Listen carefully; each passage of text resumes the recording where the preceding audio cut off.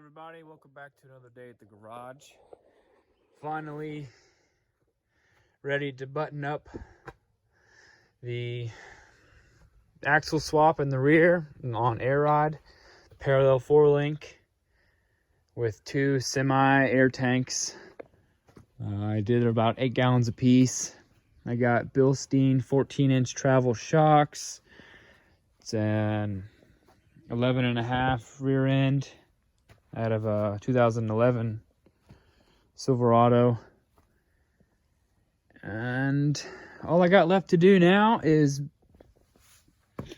reattach the brake lines to the diff cover and run them up to the frame and make some sort of adapter go to the factory. Bleed the brakes, and then I gotta make shock mounts, outboard shock mounts, because there's not enough room to go forward because the gas tank was there, and I can't go backwards up to here somewhere because the track bar is in the way. When this thing goes down, it gets pretty close to the axle, so I decided just to go outboard shocks. And this side I actually had to go on top of the track bar mount, and then the other side I had plenty of room, so what I ended up using was the factory shock mount and just kind of turned it and moved it to where it was the same height as that one over there. Also, do a quick recap. I did bracing for that, for the track bar mount, and same with the front and back parts of the control arm brackets on the frame. Got everything painted up. You can obviously tell I got the gas tank painted, drive shaft painted, and currently, as of now, I'm not going to use the tanks.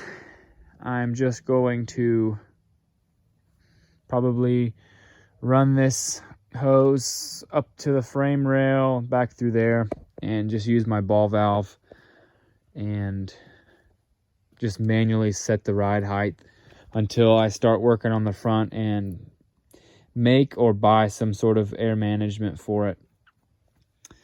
But yeah, this is pretty much it.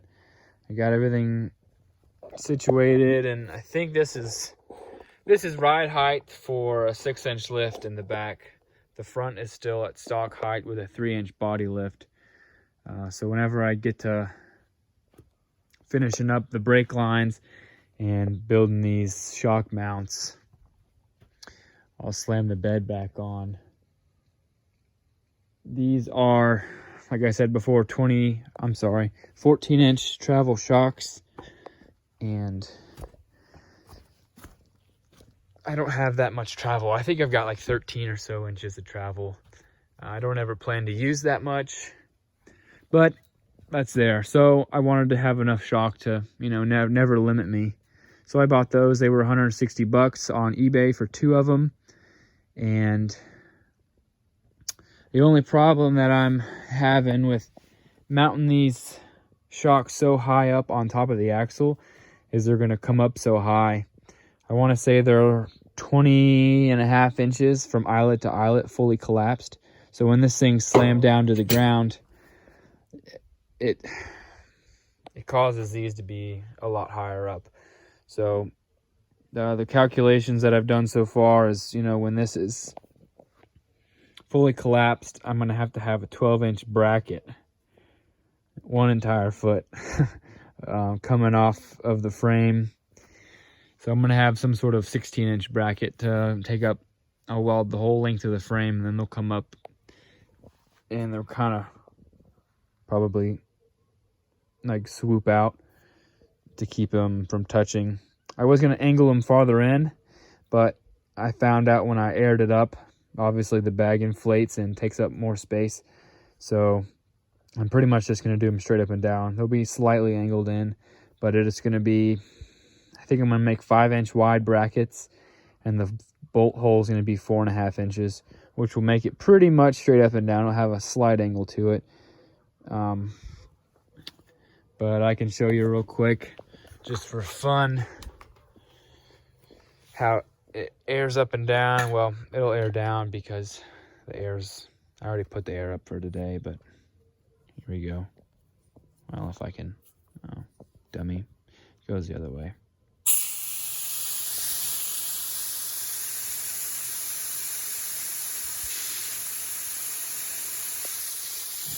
And it's pretty slow because it's like going through this tiny little opening, and again, there's no weight on the bed, or the bed's not on, so there's no real weight to it. But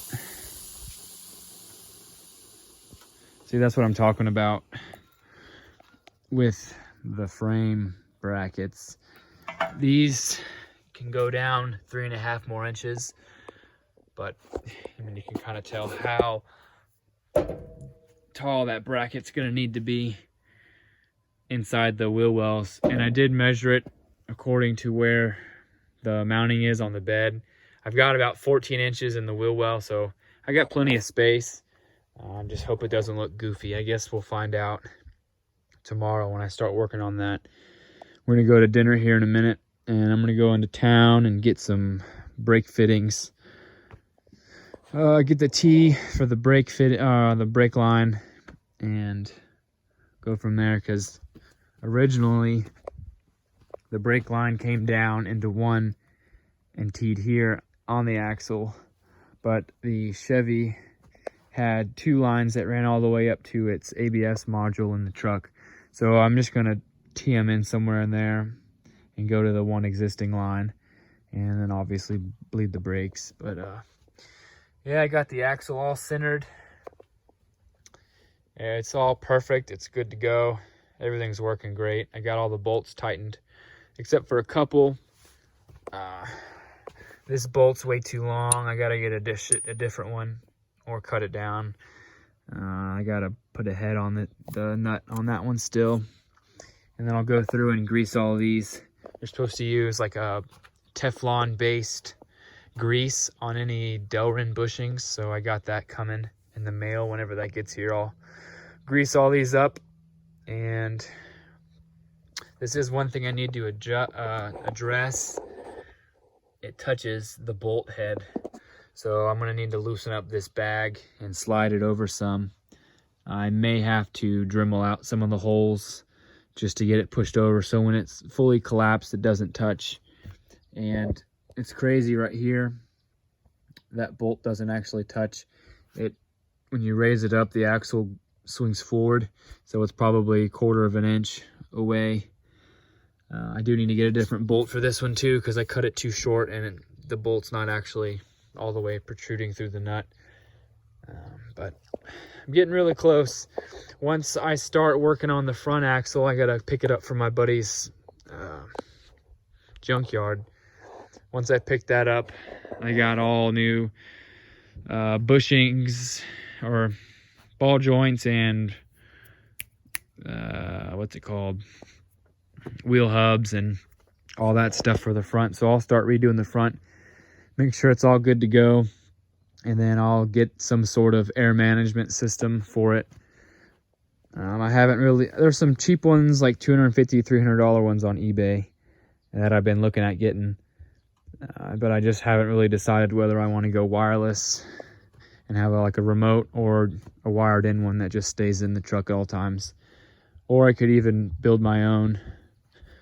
It would be cheaper, but I think I like the idea of having that air manifold to go from there. But yeah, once all this is done and working properly, I'll get these powder coated. And then my plan is to yank out this tired 350 and this dual exhaust and put in a Cummins 12 valve. And then I'll just run with some sort of 3 or 4 inch exhaust, straight piped all the way back. This here is going to be a tricky spot, just of how everything works. It's going to have to come through here and hug around. And I've got just enough room right in here where it can fish its way through. But I may have to do some sort of front tire dump, or even a bed stack, but probably not. But like I said before in some of my other videos, this, as it sits fully aired out, is 4 inches lower than stock, and fully aired up is 10 inches higher. It would be like a 10-inch lift. So yeah, these bags are awesome. Like I said before, since it's such a big amount of movement, I can't get the bags perfect with that amount of travel, just because of how far the axle moves in and out. So I set them up to be dead nut level at ride height, 6-inch lift. So when it collapses, it kind of squishes them, and fully extended, it kind of pulls them the other way. But where I'm going to be riding at for the majority of the time is straight up and down. So that's what I did. I'm also in the process of looking for a new body style step bumper. So if anybody has one of those local to Florida or South Georgia, let me know, because I've been looking for one for a while.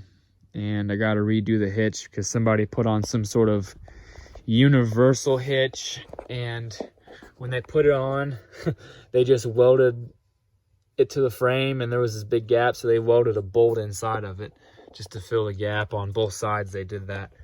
Knowing that it's there, I don't obviously feel comfortable pulling with that now, so I'm going to get rid of that and go get a Chevy specific bump or hitch from the junkyard, and that'll get all painted again. And yeah, it's super close. Appreciate y'all watching, and hope you stick around for the next videos. Get the bed on and get it riding, and maybe get some rolling videos of it going down the road, lifting up and airing down. But yeah, I really appreciate y'all watching. Hope you stick around for the rest of them.